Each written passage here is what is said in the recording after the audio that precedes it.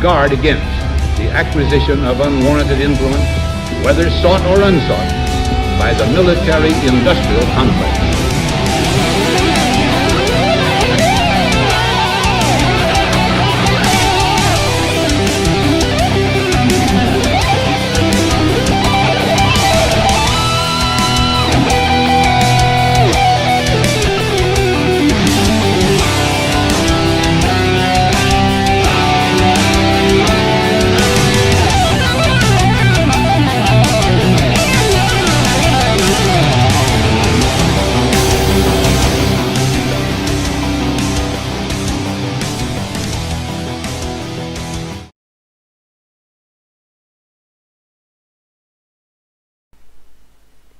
Okay, we are live. So welcome everyone. Thanks for listening to Anonymous Bites Back. Today we are kind of having a special broadcast together with Potkaars and Viruswaanzin. This is about the protests on the Malieveld in The Hague in the Netherlands. These are protests that have been declared illegal by the government. The fact is that these protests are actually against a new so-called emergency law in the Netherlands that is literally going to restrict a lot of basic human rights, including the right to protest, for at least, if I'm correct, 2 years. So there is some irony there, but so we're going to cover everything that happened today and also last week and the things this is about. We will give some details about this new emergency law, and if you guys want, please help us to share this around. Everyone is dealing with shadow bans around this. We're facing a lot of trolls and also a lot of suspended accounts on different social media, simply for providing some truth about things and the entire situation.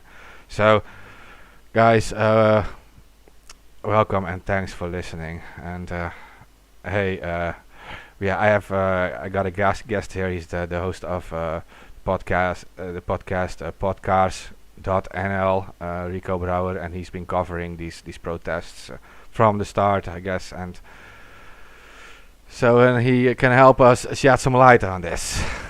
So welcome, Rico. Hello, Mark. Hello, everybody.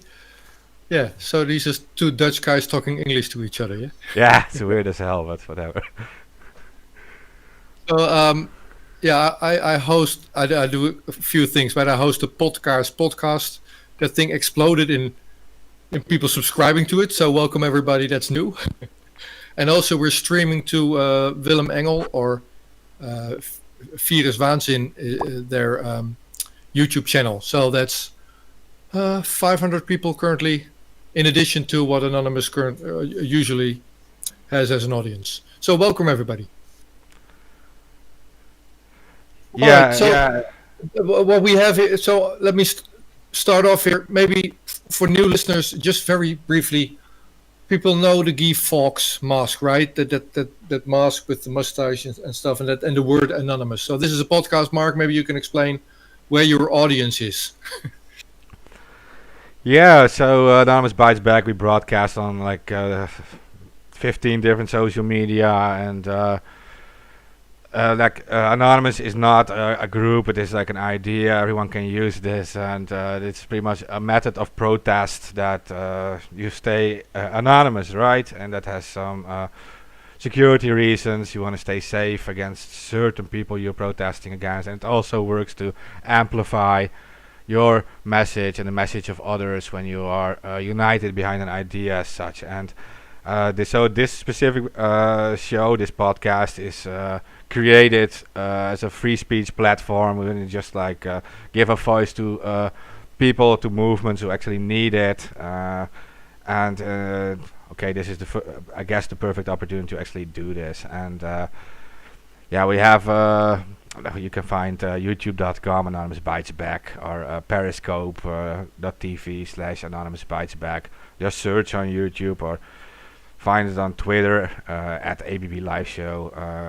That you can just search for whatever on whatever place for Anonymous Bites Back, and you will find it. But so this is the perfect opportunity to actually give a voice to people in the Netherlands who need it. And to be honest, it doesn't happen so often.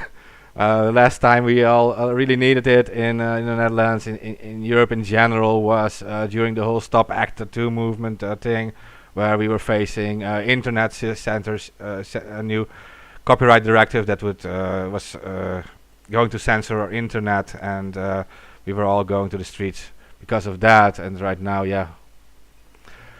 Excellent. I did an interview just not so long ago with a guy from Poland on ACTA 2. So that's not the topic of today. Copyright is not what we're talking about.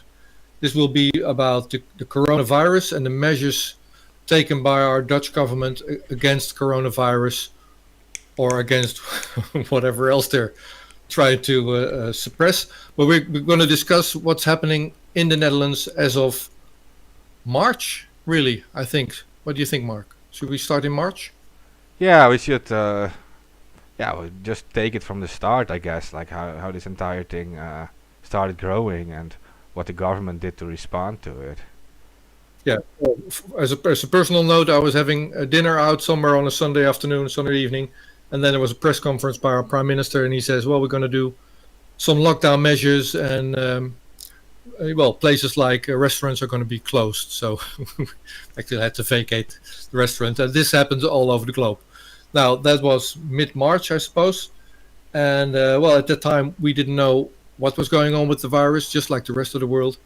But then people started to investigate, and we saw the fallout, and we saw people getting sick, and we saw people getting to the hospital, and we started to learn what this virus was about. But we also learned that maybe those measures were disproportionately strong. And then one thing led to another, and a group of people got together and said, well, we have to stop this. They're not stopping this by themselves. And they decided to take the Dutch state to court. Now, two faces or two people that are leading that is, one of them is a lawyer, Jeroen Pols, and the other one is an activist called Willem Engel. So you're actually watching this from Willem Engel's YouTube channel, possibly. 300 people currently. And my name is Rieke Brouwer, and I'm a podcaster. I interview people on the Potkaars channel. Now, all three of those two guys were in court last week.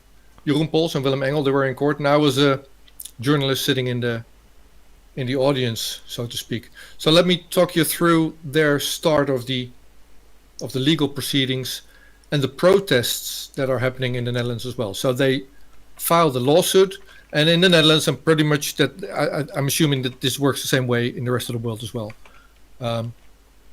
You have the regular proceedings, and they take time, but sometimes you're in a hurry, right? If there's a strike or if there's whatever, some emergency, then you go through court faster. And in the Netherlands, that would be called a kort geding, short proceedings or something. So they filed a kort geding, and it took another 2 weeks or 3 weeks before that thing got a date, and they assigned a judge who had ample time to prepare. So Jeroen Pols and Willem Engel and their crew, they wrote a very lengthy, elaborate piece claiming that the lockdown measures in the Netherlands were disproportionate and they were limiting our fundamental human rights and constitutional rights.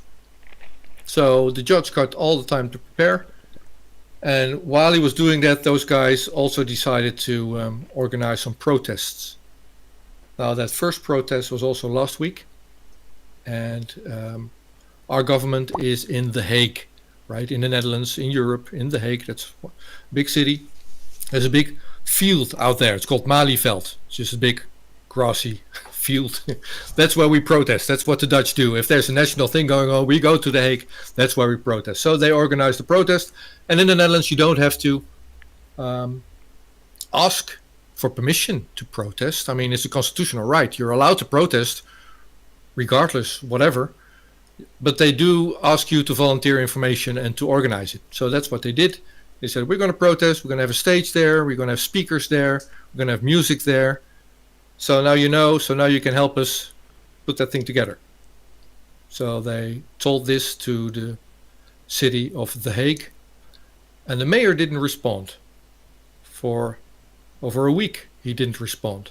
The police did, and they were working together with the police. That was a nice cooperation. But up until the last day before the protest was due, like on a Friday morning, mayor said, I'm going to block it. I'm going to ban it. I'm not going to allow it. Now, there are grounds for a mayor to not allow a protest, but they have to be very serious grounds. I mean, he's blocking a constitutional right. That typically does not happen. But he blocked that protest on the grounds of it being a festival. Well, festivals are not allowed, like in much other parts of the world. I mean, we're having a corona crisis. We're not supposed to have a festival. We're not supposed to have outdoor music festivals. So we're not supposed to have a demonstration with music and stuff. So that was one of the grounds that he used to block that protest. And also it was said, well, it might be too big. And we have the 1.5 meter rule here. So you're not supposed to be close to somebody else. And we might not be able to host everybody on that big field. So those would be the grounds. Health, like if you're too close to each other, there might be health issues. And if it looks like a festival, we're going to block it like a festival, even though it's a demonstration. So these guys, Jeroen Pols and Willem Engel and their organization, they claimed that these were not valid grounds. And they took that to court. You can take that to court as well. So that's a really fast procedure. They did that in the afternoon, and in the evening, the judge ruled in favor of the mayor. So the protest was blocked. So, yeah, this is going to be a bit of a confusing number of events taking place. We have this court proceeding that I haven't discussed just yet, just the regular case against the state of the Netherlands saying, well, we shouldn't have this lockdown at all. And also we shouldn't have the emergency law that's about to follow it. Then we have this demonstration that's going on as well. And some other stuff. So I'm going to try to keep that in the right order. One of the things I didn't mention just yet is a petition that was also taking place. So a petition is like where you can sign, right? Online, you can use a web form and you can say, I'm signing this petition. And there was this petition that says, stop the lockdown. There was a petition that says, let's go back to normal. There was a petition that said, stop the emergency measures. And those petitions together had up to 500,000 signatures. Now, for the Netherlands, that's a significant amount. It's the biggest petition ever for an online petition. We've never had such a big petition. That's almost up to 500,000 signatures. And the Netherlands has like 17.7 million people living here. So that's a significant number. The biggest one ever. I think so. Now, these guys... Yeah? You want to I think so too. I think it's the biggest petition ever in the Netherlands. So these guys reached out to the other petitions and said, well, let's join efforts. I mean, we're all fighting the good cause and it's the same cause. And they agreed. So those petitions were combined and they wanted to hand them over to our Dutch parliament. But yeah, we're in lockdown. The Netherlands is in lockdown. And our prime minister uses a fancy newspeak word. He calls it the smart lockdown. But you can call it what you want. It's still a lockdown. So they were not allowed inside the court buildings where you would typically volunteer your petition. They had to do it through an online channel. And when they did that, the technology was failing, so they had to reschedule. And they rescheduled it a couple of days ago. But they were not allowed inside the buildings. So I was there. We were outside Parliament building. we were overlooking, on a sunny afternoon, we were overlooking our Parliament with a little laptop and cameras there, volunteering our petition of 500,000 signatures to Dutch Parliament. It was only a few days before that blocked demonstration took place. The demonstration was not allowed to go through, so this was last week Sunday. And so they canceled the stage. I mean, if you're not allowed, what are you going to do? You're going to put the stage there and speakers there? It's not allowed. Police are going to break your stage. So they decided, well, we're not going to have this demonstration then last week Sunday, but hundreds of people decided to go anyway. This is what took place last week Sunday on that demonstration. On that big field in The Hague, the Malieveld, police was there, intimidating whoever showed up. And that intimidating means taking your horses, people on horses, taking your police officers, circling the protesters, driving them off the field, intimidating them. And they managed for a while, but then there were too many people. So in the feeling of the people there, it was not comfortable, it was a bit scary, but then there were too many of them, and we won back the field. So as of that moment, like 1 o'clock in the afternoon, it was a happy, friendly gathering, a picnic of a couple of hundred people on that field. And that was all fun. Then the hooligans showed up, or rather people dressed as civilians in the appearance of football supporters. You call them hooligans. Football as in soccer for American people. Not your kind of football, but whatever. And after a while, they decided to walk off the field, singing their songs, and managed to have a bunch of people on that field protesting to follow them. So we had a bit of a, I don't know the word, but lots of people were queuing out and singing their songs and walking off the field. Now, the moment that happened, some sort of riot started at the front of that queue, at the front of that line. And that's when the police started to intervene, putting up their water cannons, and that's when some small riots broke out. Now, what we don't know still is who were those hooligans or football supporters. What we do know is that there's a little video circulating on the internet of a few of those guys dressed as civilians running from that queue of protesters to a police van looking for rescue. Those were police officers dressed as civilians. So at least a few of those hooligans were police officers dressed as civilians, and rumor has it that they might have actually tried to lure some of the protesters off the field. And that worked. I mean, protesters were off the field. They managed to make the news saying, well, it was a friendly protest for a little while, but then riots started. Well, yeah, there was some minor violence and water cannons. The remaining protesters on that field doing their protest peacefully were surrounded again, and a few hundred of them were arrested. So that was our protest last Sunday. Now, that big stage on Sunday wasn't allowed to go through. Or we didn't want it to go through. I mean, you can't have your stage and your DJs. There were pretty big DJs, for pretty big Dutch DJs and national known speakers were lined up. You can't have that if it's if it's a banned protest. So what this organization decided to do is organize a secret ad hoc studio and just stream them. So they had their stage with cameras on it, lights on it, on a secret location, and they had their protest streamed to the internet regardless. So we had the protest on the Malieveld, we had the stage taking place through internet, and that was our protest last Sunday, and that felt good.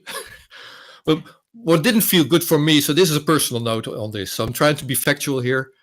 People will correct me in the chat on the side note, so you'll see if I screw up somewhere. But the mayor didn't block this particular protest for health reasons or because it looks like a festival.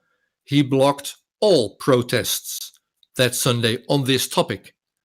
So nobody was allowed to protest the corona measures, the emergency measures, and the new emergency law that was under development. So this was a block on topic. Now that's, as far as I know, unprecedented in the Netherlands.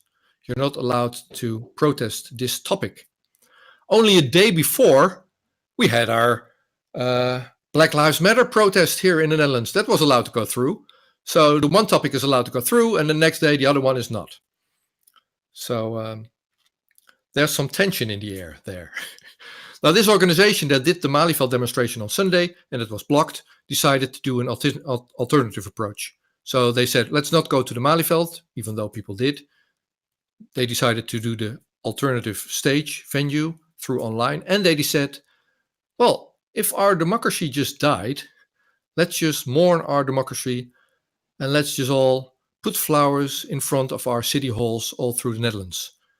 And lots of people responded to that, bought flowers, went to their city hall and put flowers in front of the doorstep on a Sunday. Well, city hall was closed, so that was nice.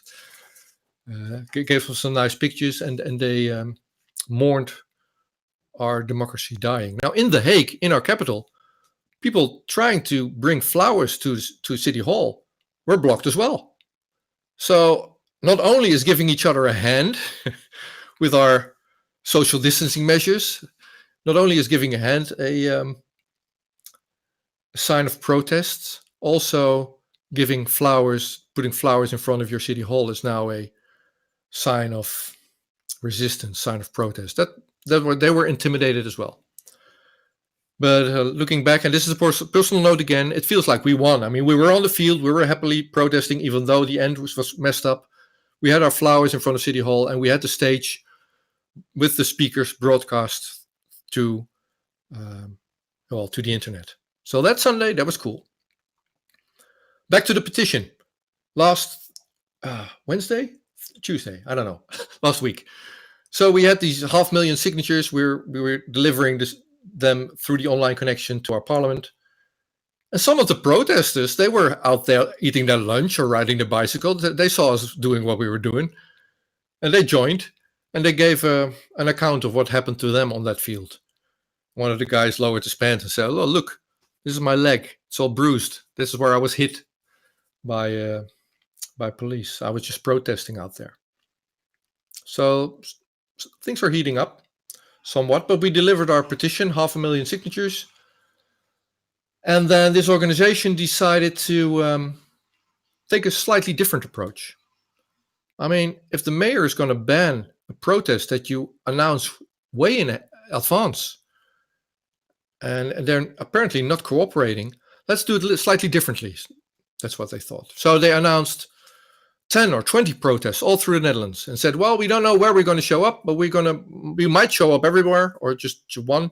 So these are the locations we're announcing our protest. So this is Dutch law, right? You're supposed to announce your protest. So that's what they did. You're not asking for permission. You're just announcing it so the local police can assist you in having your constitutionally allowed protest. Now, all those protests were blocked again. So they were not allowed to proceed. They took The Hague to court again in the fast procedure and say, well, we're not having our stage here. We're not having our, what you call the festival. We just want to protest on that field, on the Malieveld. It was blocked again for health reasons. Now, one of the things that gave us is a clear view on our mayor's line of thought. I mean, that festival argument last week, that was bullshit.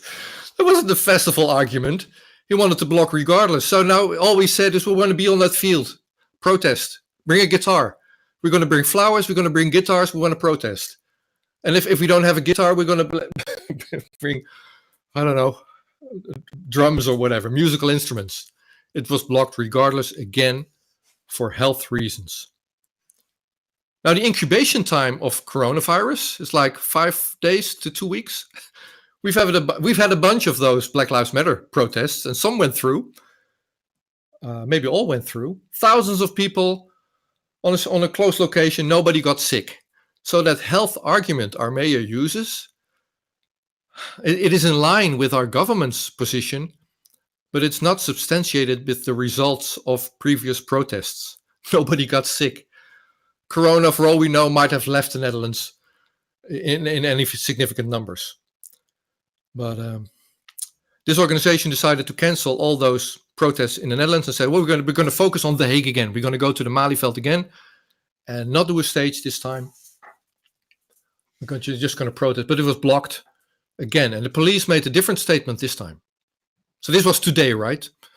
Mayor of The Hague, Dutch police made a different statement. compared to last week. This time they said, we are going to block you from that field, whatever it takes. So you better not show up. We are going to remove you from that field. Now, this is not something common to the Netherlands, so I still don't know what they mean. I do know that they have upgraded their police officers last week. So it's not the army just yet, but it is a step closer to bringing in the army. So again, this organization says, well, we're a peaceful organization. We do love, we do patience, we do community. And we're not going to that field to get beaten up by police. That's not our statement. We want these measures removed. We want our constitutional rights back. We want our democracy back. We want our right to protest back. And if you're going to show your abuse of power in this manner, we ask people not to show up. So that's what they did yesterday evening and this morning. People don't go to the Malieveld in The Hague. You'll only get beat up, and that's not our mission. Our mission is to restore our democracy. But a couple of hundred people showed up anyway, and they were arrested. I don't know exactly what happened, but a couple of hundred people did show up, and they were blocked, and I believe up to 50 at least were arrested. Now, at the same time, this afternoon in Groningen, which is in the north of the Netherlands, another group organized a demonstration as well on the same topic, like stop these emergency measures, stop that new law that is violating our constitution. And that protest in Groningen was allowed to go through. So while in The Hague, in our nation's capital, or where our parliament is, this protest was blocked, in Groningen, that local administration, that local mayor said, well, yeah, let's proceed. And that was just what we had in mind for The Hague. It was peaceful, it was friendly. A couple of hundred people were there having a nice little protest. So all was good. So it still can happen, but you have to travel to the north of the Netherlands. Now, the Hague, where the Malieveld is, this big square of grassland where we protest, this is a symbolic location. Whenever there's a national issue, that's where we go. We would go to The Hague and protest it there. So if you block it there, that's a national block. And that was today. Then to that court proceedings. We still I haven't discussed what happened in court, right? This organization took the state of the Netherlands to court. They said, we do not agree with these emergency measures. We consider them unconstitutional and we consider them groundless. And there might have been some ground for it, arguably, when we started mid-March, if you didn't know what coronavirus was all about. But still, there is no ground in a virus for blocking such demonstration for national health reasons. So they took that to court, and that court took place last week. And I'm a journalist. I wanted to be there. So I called the courtroom and said, well, can I be there? No. It's blocked for the audience. You're not allowed to be in court for as a public, even though in the Netherlands, these court proceedings are publicly accessible, right? They're open, they're transparent. But as of corona measures, our court proceedings are not open to the public anymore. So I said, no, I'm a journalist, so I want to be there as a journalist.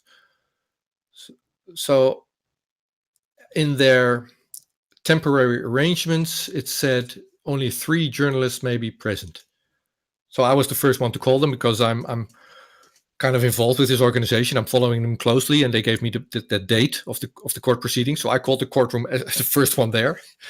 And even though I host a little podcast, I felt first in queue. But and I managed to get in, so that worked. But they decided to stream it.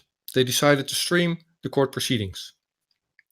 Now in the Netherlands, they would typically ask a commercial party to arrange that stream. And in the Netherlands, our public broadcasting corporation is called the NOS, the Nederlandse Omroepstichting. I don't know, probably people are going to bitch about this, but like the Dutch BBC in a way, maybe. So they were given the task to stream at least to record that court proceeding and volunteer their content to other parties. I was misinformed there. They are not volunteering their content to other media parties. If you want that content, you have to pay and you have to make an announcement beforehand. I called the NOS, that Dutch BBC, afterwards and said, well, I was in court. I'd like to have your recordings. Thank you. And they said, well, no, can't do that. If we start that, it's a lot of work. You had to have asked it beforehand, even though nobody ever mentioned that. So that was the NOS. That's not cool. It's called the pool arrangement, pool regeling. I felt cheated there. However, the courtroom themselves streamed it as well. So there were two recording parties, the NOS and the courtroom themselves. And day after court proceedings, that stream was put online. So you can see what happened in that courtroom. So that's cool. We have transparency there. It was recorded. And I was in that courtroom, so I saw what happened. In addition to those recordings. I wasn't sure I was going to get in. And Mark, you know, I was in London at the Julian Assange hearing in February. And I showed up early that Monday, like 8. So I consider that early, 8 a.m. There was a huge queue of journalists already in front of the courtroom at Belmarsh Prison, at the Woolwich Crown Court. And Stefania Maurizi from Italy, she was like in front of the queue. She knew what was going on. So with the Assange hearing, she was there at 7 or something. She knew she wasn't going to be allowed in if she was like there at 8 or 8:30. Yeah, I think to your credit, I think you were the only independent journalist who actually went to London there to cover that lawsuit against Assange. Yeah, I was the only Dutch one. No, Tim de Wit, which is our Dutch NOS foreign correspondent from London. He was in that court too, but only on the first half of the day on the Monday. So he was only covering the American position. Yeah, that's why I specifically mentioned the word independent, right? Exactly. The NOS is, like you said, it's not really as independent as we would hope it to be. I was assuming it wouldn't be the queue that I remember from London, so there I was walking at 9 a.m. to that court building, and court proceedings were to start at 11 a.m. Nobody was there, but in front of the traffic lights, there was this little guy with a trolley with cameras on and cables. That was the guy from the NOS. So we both arrived at an empty courtroom. He was doing his cables, and I was trying to get in as well. So I managed to get in. And there were 20 journalists all in all when it started at 11. And then those guys organizing this court, lawyer Jeroen Pols and activists of the Viruswaanzin organization, that would translate like virus insanity. They consider these measures to be insane or madness.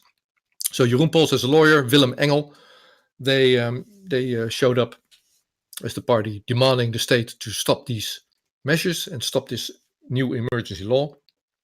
They walk into the courtroom, seeing those big glass panes between their seats, plexiglass panes. And I recall that plexiglass intimidating sheets of how do you call it? Isolation between the lawyer and their client. I mean, to me, this looked just like Julian Assange being in a bulletproof cage in glass in the back of his courtroom. It's all intimidation, right? Assange had been in solitary isolation for a year in the hardest prison regime of the UK, and he was still in a bulletproof cage. And in walked Jeroen Pols and Willem Engel in this courtroom in the Netherlands.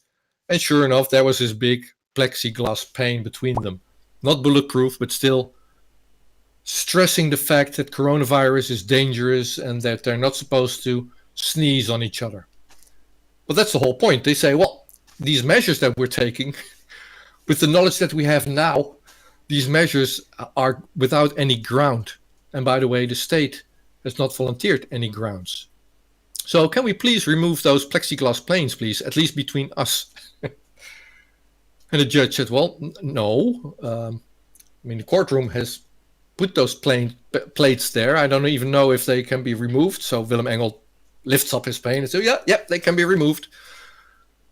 Well, they have to give in, and they were not to be removed. So they were. And judge said, well, you can always lean back and talk to each other in private behind, be close to each other within the 1.5 meters behind your plexiglass pane. So that was the start of that court proceeding. Now, this judge had been appointed 2 days before the court session. Remember, these legal proceedings were announced 2 or 3 weeks in advance. It took the Netherlands court system 3 weeks to schedule this session to allow the judge to properly prepare. So a judge was properly prepared, but just at the time that Dutch state attorney volunteered his response, that was the time that the appointed judge fell ill, or at least had a cough. So, well, yeah, Dutch regulations in the corona time, if the judge has a cough, he is to be replaced. He is to go to isolation, confinement for 2 weeks, and he can't be the judge. So first thing the judge said, the replacement judge said in these court proceedings was, yeah, I'm sorry, I'm the new judge, but I consider myself fully prepared, even though I only had 2 days, and I can do this court proceedings. But it is a bit odd that she continued by making the statement and said, I have good news also. The other judge, the one that had a cough, he was tested for corona, but he didn't have it. So we replaced our prepared judge with another one, even though the replaced judge was not tested for corona and didn't appear to have signs of the coronavirus. But he was replaced regardless by another one that had previously made a statement making her appear to be biased. So she has made statements about the numbers of casualties, for instance. Now, the number of casualties in the Netherlands is a topic of debate. How many people have died of the coronavirus? And if you die of the coronavirus, are you a healthy individual that contracted the virus and that died of that cause? Or are you an elderly person, or are you severely overweight, or were you in a car accident, or are you suffering terminal cancer, and did you contract that virus? Now, all of those patients are counted the same. If you have the coronavirus, you will be counted as a corona victim. Now, Jeroen Pols, the lawyer, made an example and said, well, if you're in a car accident, if you die within the first 2 days after the accident, your cause of death is supposed to be the accident. But if you die on the 3rd day and following that, and you're tested for corona, then you're supposed to have died from the coronavirus, regardless the injury that you suffered. And the same would apply for your age, your overweight, your other medical conditions. So this point was made in court, pretty much for the first time since we had the lockdown mid-March. Because here is the state lawyer, and their specialist of the RIVM, het Rijksinstituut voor Volksgezondheid en Milieu, I think. The Dutch, I don't know the abbreviation. Do you know, Mark? FCC? What's it called in the United States? CDC in the United States. Disease Center for Disease Control. All right. So they had their RIVM, their CDC specialist, in court as well. And these questions were never answered as of mid-March until court day, like a couple of days ago. How many people have died of the coronavirus? And Jeroen Pols and Willem Engel, party that are starting these court proceedings, are saying, well, finally we meet each other and finally we get to ask the question. And judge said, no, you don't get to ask the other party questions. If questions are asked, I will ask them as the judge. Okay, said Willem Engel. Well, judge, would you please ask them then how many people have died of the coronavirus? Because if I go to the website of the CDC, of the RIVM, it's like 80. 80 people will have died in the Netherlands of the coronavirus. That would be 80 people, and I can be wrong. It could be 85. 80 people have died without other issues, like they're very old, they were dying anyway of cancer or whatever. So the official numbers of corona casualties in the Netherlands are exceeding 6,000. And that's what's being claimed by the state's lawyers and the RIVM, the CDC specialist, and the virus madness group that started this court proceeding said, well, yeah, they would have died anyway, maybe a month, maybe 3 months later, but they had complicated factors. And the only real number of corona victims is like in the 80 number. So corona still is a horrible disease. I mean, you suffer from the thing, and lots of people got sick, but 80 people dying and 6,000 with complicating factors, they might have died anyway. And the point also was made, that's comparable to our flu season in 2017, 2018. So does that really legitimize the lockdown, the cancellation of our right to demonstrate?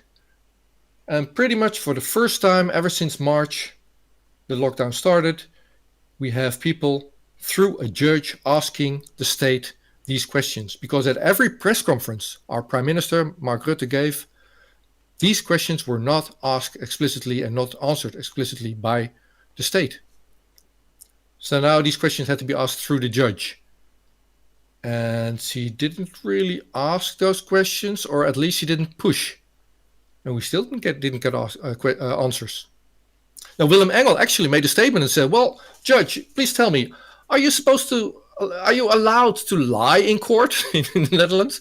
I was thinking we were not allowed to lie. So maybe the other party, maybe the state lawyer, maybe they would retract on their claim that 6,000 people plus have died of the coronavirus. So that's pretty much how that court proceeding went. And it took over 2 hours, and it turned emotional. And I didn't fall asleep. I've been to court before as the audience, and sometimes it's boring. This was not boring. This was a movie with a cliffhanger and everything. So this was on edge of the seat proceedings. One of the people in the courtroom was a lawyer from Germany. Just the day before, a similar case took place in Germany. And Jeroen Pols and Willem Engel were in Germany in court there to see how that went. And I was talking to that Belgium, excuse me. This took place in Belgium, and they were in Belgium in court, and I was talking to that Belgium lawyer and asked him, so how did your court proceedings go? Was that streamed to the internet too? And he started laughing. No, we don't do that in Belgium. So that was not recorded. And then I said, okay, what we had here was pretty emotional. And he said, no, it was more emotional in Belgium.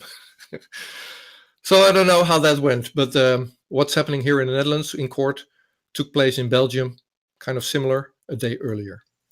Now, at the end of this court session, like the last minute, like really in the last minute, and if this were a football match, the referee would take his little whistle, raise it, and consider blowing the whistle. And our judge actually said, if I had a hammer, I'm raising my hammer and I'm striking this court session to be adjourned unless anyone has a final closing statement.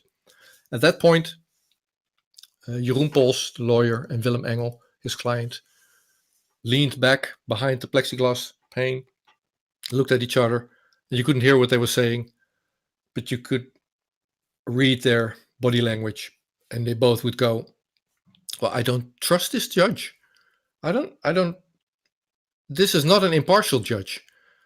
Now in the Netherlands, you can file for mistrial, I suppose. I apologies beforehand for wrong choice of words. The Dutch word is wraking. And I did look it up, what that would translate to. It would be challenge. So you can challenge the court proceedings.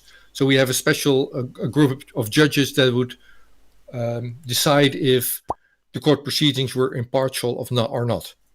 So these two people, the claiming people, Jeroen Pols and Willem Engel, they, in the last minute, said, Judge, this took place. You didn't push through on asking the questions. You appear to have been prejudiced by claiming there were lots of casualties in the Netherlands. We we'd like to ask this challenging chamber of judges if you are indeed impartial and can rule in this court. So this was like in a football match. This was like the referee is raising his whistle and somebody scores a point and decides the match. So this was a change of the court proceedings it was in the air. It was hanging there all through the proceedings, and it happened in the last minute. So that was the end of that. We went out. Another journalist interviewed them, so that took 10, 15 minutes, and I got text messages from other people outside. There were hundreds of people outside courtroom. They were waiting for their heroes. They were waiting for Jeroen Pols and Willem Engel. They were putting flowers in front of the courtroom. And said, well, where are they? Are they coming out anytime soon? And I said to Willem, you have to go out, man. You weren't at the protest last week at the Malieveld because it was banned. It was not allowed. These people want to see you.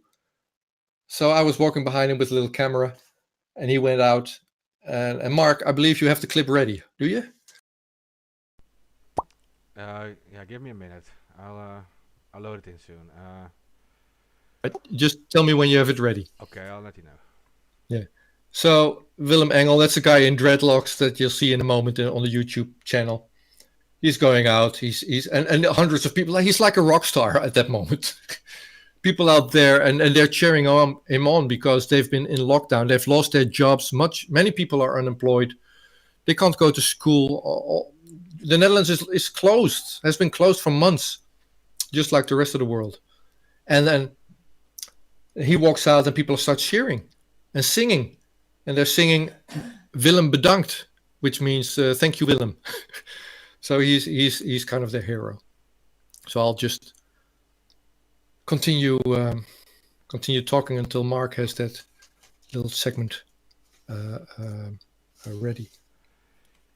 Yeah, so, and in the meantime, I do have a question too. Yeah, sure. And that is the new the whole lockdown thing has been like loosened up the last few weeks, and then it is kind of strange that they are now coming up with this whole emergency law. And I've read into these laws, and it is very shocking that the level of restrictions they are going to implement on people and the fines they are going to demand from you if you don't follow these new rules.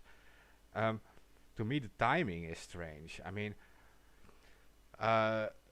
even if you would agree with these things, wouldn't it make sense that they would have done this like early on during the when it just started and when they were all freaking out about this so-called virus? And this is what I forgot. I forgot an important bit. This is what actually happened. So, the evening before court proceedings, our Prime Minister Mark Rutte holds a press conference with his Minister of Health. And the evening before court proceedings, he relaxes some of the measures. Not the social distancing measure. That one has to stand. But some other measures are relaxed. So you're allowed to have bigger gatherings now. You don't have to limit them to, I believe, 30. You can be together with 100 people now. You can visit the hooker again. The sex work is allowed again as of July 1st. However, the 1.5 meter distancing rule still applies. I don't know how those two combine, but some measures were relaxed, and this is extremely important. So this was in the evening before court. Next day, 11 a.m., the state attorney, the state lawyer, says, I'm surprised that virus madness organization didn't even mention the press conference of our prime minister yesterday evening. I mean, most of those measures were relaxed. The grounds underneath their lawsuit pretty much has been relaxed. And then she mentioned that press conference the evening before, like 10 times. I didn't count, so might have been 15 or might have been 8. Her defense, the state's defense, was based almost solely on the press conference of our prime minister the evening before. That was not a valid, very solid defense. And pretty much, so this is me in the courtroom going, aha. So that press conference was pretty much given as a combined effort between that lawyer and our prime minister, and maybe even the judge. So yeah, Mark, you're spot on. Okay, so I'll load in the video now for you guys. And you want to say anything about the video before we start it, or? Oh no, just this is me with a little handycam following Willem Engel leaving the courtroom, walking down that aisle to where the hundreds of people are outside cheering him on. Okay, let's just start it then.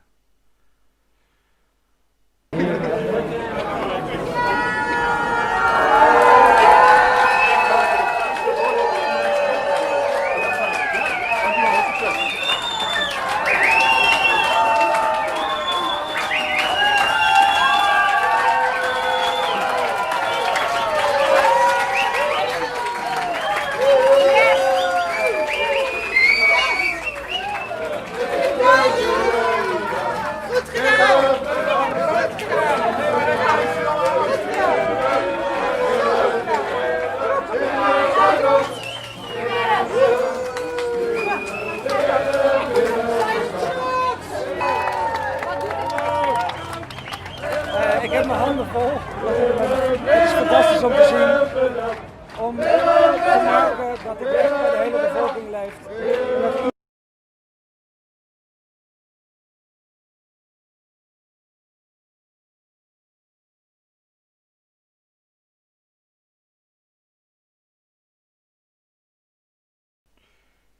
Okay. That's also something not typically see in the Netherlands, would you, Mark? Do you recall this taking place before? No, never. Now, about the whole new emergency law that they are like planning for us, it wasn't just this movement speaking out against it. I mean, I did see a lot of things in the media, like big newspapers were talking about it. But the strange thing is, they are talking about this new law, but they are not spending any effort on covering these protests against it. Well, obviously, this would be the moment for people to actually stand up against this. This was strange to me, and I just read all the different things they want to do on the site privacyfirst.nl, and it was an opinion article, but still it gave a good summary of the different things they want to do. And to me, the most shocking things were, for example, removing the concept of huisvredebreuk from the law, that the police can just like go into your home and arrest people who don't live there in your home. Now, if that is true, that would be, of course, shocking. We don't even see that in the worst countries in the world at this point. They always need permission from some judge or from some a prosecutor office. But and you have the whole tracking apps with biometric passports. You have the fact that they are Let's run by those. So the Netherlands have, with a bunch of other European nations, already purchased those biometric passports, right? So that's one thing. okay. Yeah. The other thing is our Minister of Health has also already ordered some vaccines, or spent money on them anyway. And that Minister of Health, Hugo de Jonge, said, well, I don't know. No, he hasn't. They didn't say I don't care, but he meant to say I don't care. I don't know. I don't care about hydroxychloroquine or zinc. The only thing that's going to save us is a vaccine. So all balls are on vaccine. We're going to go for vaccine. And only when we have that can we relax all measures. So we're purchasing health passports. We're purchasing vaccines that don't exist just yet. That's another point that was made in court. So these guys finally get their say, and they ask the judge, and they ask the state, and they ask the CDC, the RIVM people, and say, well, coronavirus is not new. I mean, we've had coronavirus before. This is just a new variety of coronavirus. And in some ways, it looks like influenza, like the flu virus. I mean, it's all respiratory and it's a virus. Now, we know for a fact that you cannot inoculate. You cannot. There is no vaccine against influenza. I mean, it might help some people, alleviate some of the flu symptoms, but there is no vaccine like there is for some other diseases. So there is no precedent for a vaccine to work for corona-like viruses. That's one argument, and the other one is it has always taken years of development before a vaccine would be there, and now we're trying to develop one in half a year. Mankind has never pulled that one off, and when we did pull it off, it didn't work. That's basically what they said. So why are we pushing for a vaccine? Those questions were asked in court. They weren't answered, but at least they were asked. Now, for the Dutch viewers here, I've uploaded a bunch of segments of that court proceeding in small bits on their Twitter handle, Viruswaanzin at Twitter, or on the channel of Willem Engel that you're watching this on maybe now on YouTube. So you can see for yourself how these questions were asked and how they were answered by the other party or not answered by the other party, and how the judge treated them. This is maybe the important part of this interview, Mark. So why am I doing this? I'm just a podcaster. I'm trying to find activists and trying to help those guys. And if Assange is in trial, I'll go to London and try to cover that if nobody else does. And by the way, we have a date still, Mark, yeah? In September we're going to UK. It goes on as planned. We will cover the next one. Anyway, but that's... So I hear about this court case in the Netherlands, and I reach out to this organization and I say, well, can I help you out? And one thing led to another, and I see their tweets, and I see the responses to their tweets, and I see the response the Netherlands gives these guys, and I see the response the Dutch governments give these guys, and our big media gives these guys. And the hate, and also of many, many, many new Twitter handles, for instance, that appear to have just been created just to troll. Well, that's also pretty unprecedented. So the people manning the Twitter account, they didn't know this was coming. So there's an all-out attack on their information coming out through the social. The Netherlands has some businesses involved with creating botnets for political reasons.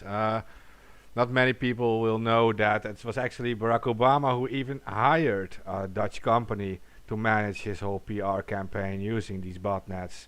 And I'm not sure if we should even mention a Dutch political party being involved with that, but I'm going to do it anyway, because the political party GroenLinks actually hired the same company to do this in the past. Not right now, but in the past. So political parties are using this actively, and they that includes, of course, also the political parties who are in power at this moment. And we can argue about different reasons they have for this. The fact is that in this new so-called emergency law, they have the ability to ban protests. And now you can unleash a theory on this. It might not be about this specific protest, but we are soon, in a month or 2 or 3, we are going to see the damage that the whole lockdown thing has caused. I was a few days ago, I was in the supermarket and I heard like the radio playing in the background, and on the radio they said 120,000 young people were already unemployed now, and it happened in the last months during the whole lockdown. So due to the lockdown, 120,000 young people became unemployed. And that's only an example, because I've read articles saying that there are an estimated 150,000 businesses going really bad in the Netherlands, and this number could be a lot higher. So we're going to see that a lot of people will lose their jobs, their businesses go bankrupt, and that will cause a lot of unrest in the Netherlands. And now you can unleash this theory that such a law that will ban protests will come in handy to them when all these people are actually getting angry and don't know what to do, and they will start protesting and start demanding. So that's a theory, but I would not be surprised that this is actually one of the thoughts behind it. We've seen it in the past. Go ahead, Rico. Go ahead. To speculate on motive, I try to observe what's going on, and I feel this. So here's my personal opinion on this, and that's why I'm all out supporting these guys. So I don't know if you guys watch movies, probably you do, but there's this Will Smith movie, right? I Am Legend, and there's a bunch of other scary movies as well. When there's a virus outbreak and like 99% of the civilization dies. Well, if you're in a situation where like 10% or more of people would actually die or suffer, that might be grounds for imposing restriction. But when you have a situation like that, like a very contagious Ebola worldwide or something, you still would not need to impose restrictions. People would do it voluntarily. They would follow your advice. So what we have here is coronavirus, and if you suffer from that thing, that's a horrible disease. But still, it's compared to 17.4 million people living in the Netherlands, even tens of thousands of people would be a very small amount, and that would, in my opinion, not be a ground to remove the right to protest. And if our Dutch government and our Dutch mayor of The Hague, this is why I'm pissed off. The Hague, that's where the Malieveld is. That's where our national venue is for protesting national policies. If our mayor allows a certain topic to go through on a Saturday and disallows another topic which goes against state policy, if he blocks that on a Sunday, that's when we have effectively turned into China or North Korea or whatever location where protests are not allowed if the state doesn't like that. This is the measures that are imposed now with emergency measures. Oh boy. Oh, sorry about that.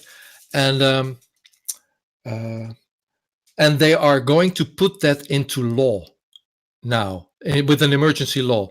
Now, the thing is, they tried to do that July 1st with an emergency procedure before summer recess. They didn't manage because the law was too flaky, the concept law. But we haven't seen the concept law. It's hidden. It's a secret hidden concept law. And just to close off on this thing, we've been ranting for too long already. But all the supporting documents supporting our government's position and their policies, they're hidden as well. They are all secret. The CDC organization in the Netherlands, the RIVM CDC Outbreak Management Team organization, that's a hidden organization. Their minutes, hun notulen, are hidden. People in the Outbreak Management Team have signed a non-disclosure agreement. They're not supposed to talk about what takes place on their deliberations. And our Prime Minister says, well, I'm just sailing on their course. They're setting the course. But we don't know what our Prime Minister is sailing on. But he is restricting the right to protest, and he's trying to put that into law. That's when I say, hold my beer. I'm going to help this organization organizing demonstrations, organizing a lawsuit.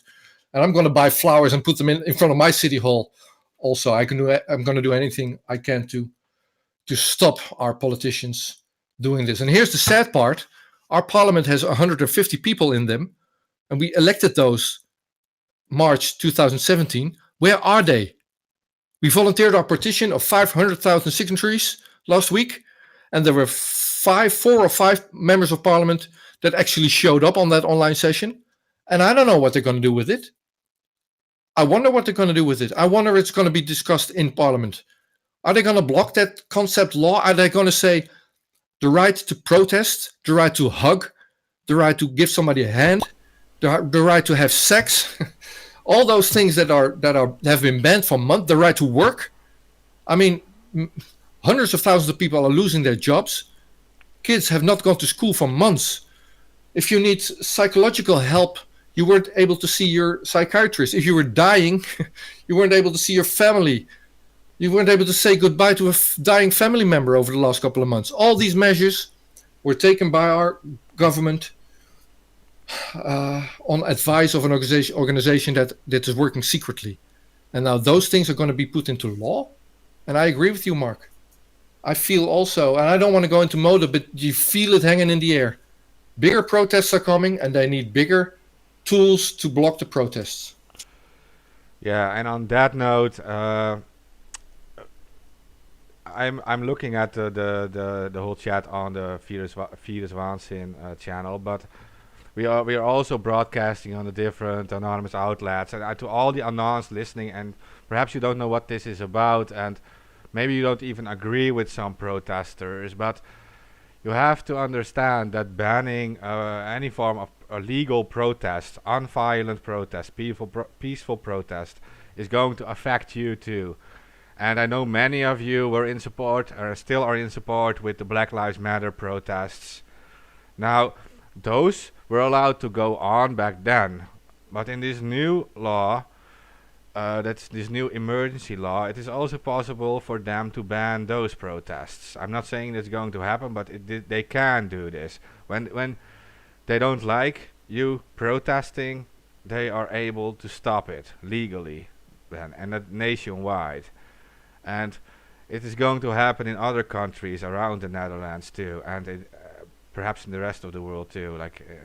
And it has always been important for us, for Anons, that we amplify people who need it, that we offer a voice to people who need a voice. We have done this historically. We don't make political choices, and we don't decide who is allowed to be heard and who isn't. All people are equal in that sense, and we are here now to support these people and to support this action against these restrictive new emergency laws in the Netherlands. And right now it's happening here, and it's becoming visible. People are showing that they are unhappy with what is going on, and there is a chance to act now and to amplify this, and we should, on our different outlets. So all of you Anons who are listening to this, you just please help to share this around, and and also inform your friends and other crews to share it around. So this is just a quick message in between, Rico. I think we should close here, and I always close on I have to close on a positive note. So what I didn't mention, maybe in passing, I did mention it, but I didn't stress it enough. So this organization, this organization doing these things, they are doing this with a big, bright letter motto, with a big banner over their heads, and on everything they say, they go, we're not violent. There's only one way we can get out of this together, and that's if we allow each other to hug each other, and if we allow each other to help each other, and if we allow each other to have a protest. So the only thing if we're to pull through, if we are to pull out of this as a society, as a community together, then our motto has to be love and patience. We are up against a mighty system change that needs to take place, and the only way it's going to change for the better is if we do this through a shared sense of community and love and patience. So on a negative note, you could say, well, they blocked the protest of love. And they did, because these guys are as non-violent as you have ever met, and still they were blocked. And then, but that's what they're determined to do. And I'm much looking forward to seeing whatever they come up with next. And I would urge everyone listening to this all over the world, because you're suffering the same corona measures as everyone. So just in the news, we have to stop, Mark, but I have to make this point also. Probably will be going on for an hour. But anyway, in the news, in the United States, in Florida and in Texas, there's excessive, and also in Germany, excessive corona cases now. And I'm not ruling out that there are actually people getting sick, but what's in the news, in the mainstream media, it said there's many new corona cases. And I go, corona cases, what does that mean really? I've just been in court, and I've just learned that a corona case is not somebody that's died of corona. It could be anything. So what they're doing right now is testing many more people. And if you test people with a how reliable is that test? Does anybody know? This was asked in court. So that test, how reliable is that thing? Could we please have those documents that are secrets? And the judge didn't ask that to the state. So we still don't know how reliable those tests are. But if you test a lot of people and those tests are not reliable, I mean, you could have had another coronavirus, or maybe you could have had an influenza virus. If that test triggers on that thing, you're going to get a lot of more people infected. So they can manipulate the number of people, the number of corona cases. You don't have to have anyone in hospital to get your second wave. And the second wave can be instigated at any time. So personally, this is a personal note, but I will believe that second wave when I see lots of people sick in the hospital or people dying. But currently, all I see is stats coming out of Texas currently. Well, I wonder how many people are in the hospital in Texas, and I wonder what they actually suffer. Because I do know in the Netherlands, many people having cancer or other urgent operations waiting, they're going to the hospital now. So if you're testing everybody going into the hospital and they're testing positive for corona, for whatever reason, you're going to get your exponential charge. I don't trust those charts anymore. And maybe that's the fallout of these measures of the last couple of months. You don't know what to believe anymore. But if you see the second wave coming, I would recommend the powers that be to be very transparent about where their numbers are coming from, to be very transparent about the legitimacy of their tests, to be very transparent about the number of people hospitalized with actual corona symptoms in their lungs, and people actually dying of that virus and not of lack of medical help because they had to forego that in the past months. Your turn, Mark.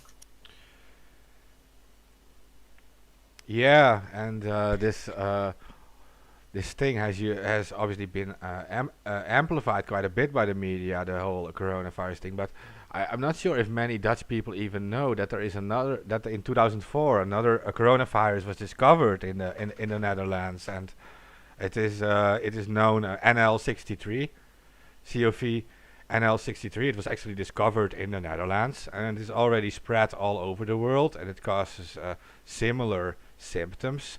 And it is said that it already causes 4.7% of all respiratory illness, all common respiratory illnesses. And now I can ask you, but I probably I already know the answer. Have you ever heard of this virus? Because I did. Well, we haven't met. I don't think you and I have met. I'm looking forward to going to United Kingdom with you to see that assignment. Yeah. But I'm also not hearing many of your broadcasts because you typically start them at 3 a.m. I'm old, right? 49. I don't wait. I'm not listening to your shows. But no, I haven't heard of that thing, and I haven't heard of it on your show. No. Yeah. So there is like, why weren't they as scared of it back then? I'm just thinking about that.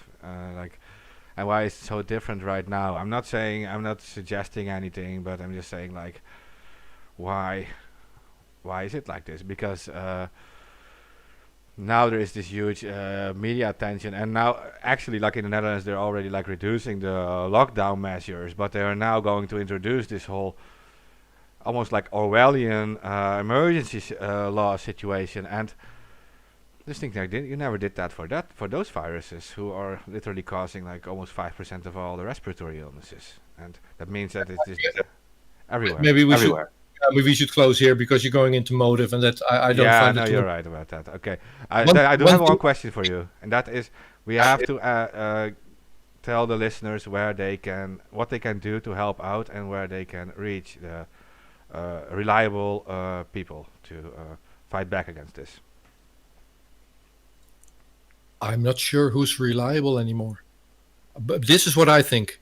Everybody has, if you want to know what's going on around you, the only one that you can rely on is the people that you trust and you yourself. Now, the profession of journalism is not a protected profession. So if you consider yourself to be a journalist, you are. So inform yourself, be your own judge, Try to educate yourself on stuff that's going on around you.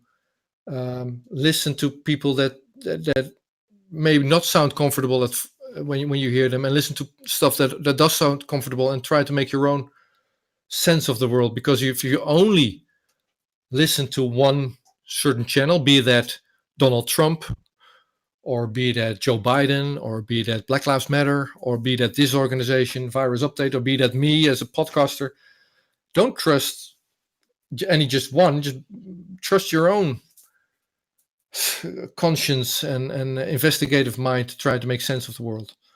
And have would be my closing statement. Have faith in human nature, and not just our immune system. I mean, I'm not so scared about this virus. I mean, many people die of diseases. I'm not downplaying any of that, but we have an immune system that has evolved, and that's pretty sturdy, and we have a sense of community and love that is also has seen us through worst crises.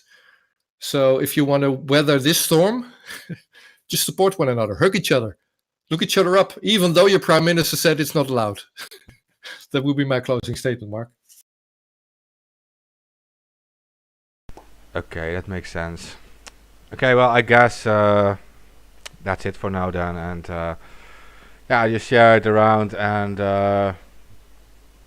I'm sure we'll follow up on this. I mean, I'm convinced this isn't over, this this fight, and we will continue to help to amplify this. And I mean, this was a way to amplify your voices, and to make sure you're heard in the rest of the world, right? In outside of the Netherlands. That's why we did it in English.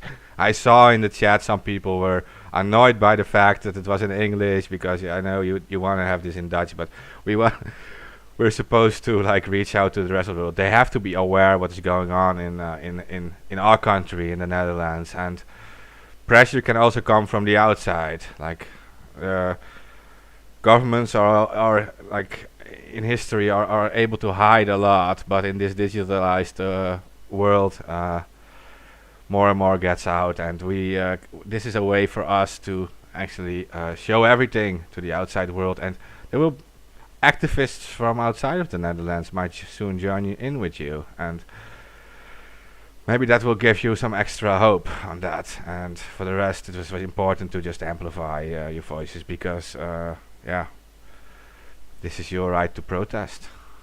And all right, so I think this was the Anonymous Bites Back podcast, and you can find those guys if you type in Anonymous Bites Back. Yeah, type it anywhere, you will find it. Yeah, type it anywhere.